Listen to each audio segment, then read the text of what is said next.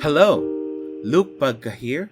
I am an artist and now indie game dev currently creating a small point-and-click game called A Weekend Trip.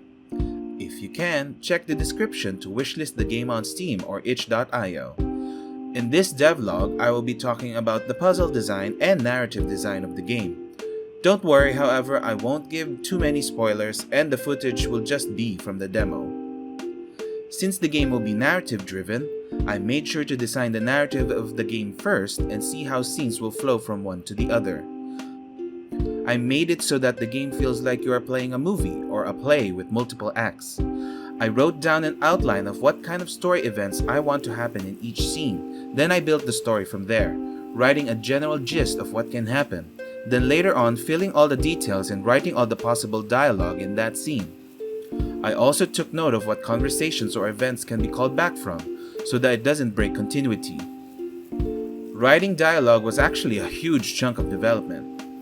What made it easy for me was to write down what kind of person each character is. That way I can make them feel distinct from one another, but without making them feel like a stereotype. I did this by having some of their backstory influence their personality as well. As this is a short game, I also had to make a lot of inferences within dialogues and actions so that you still get a full picture about each character without having hours of gameplay to discover it.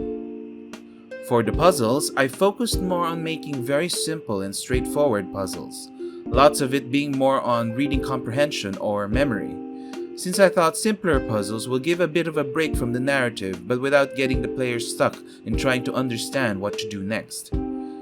My last game was an escape room game, so I was able to practice a lot in puzzle design. A lot of the puzzles there were more of the traditional puzzles, like jigsaw puzzles, world puzzles, math puzzles, and the like.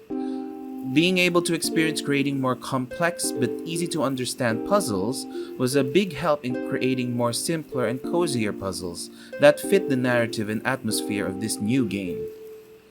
I can't discuss much, however, what the puzzles are without spoiling, so I will end this section with that.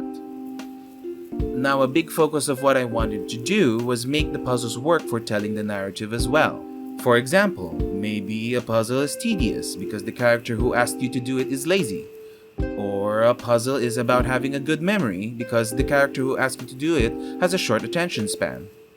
So I made sure that though the puzzles are simple, I wanted them to say something about the characters' different personalities and let you get to know them better.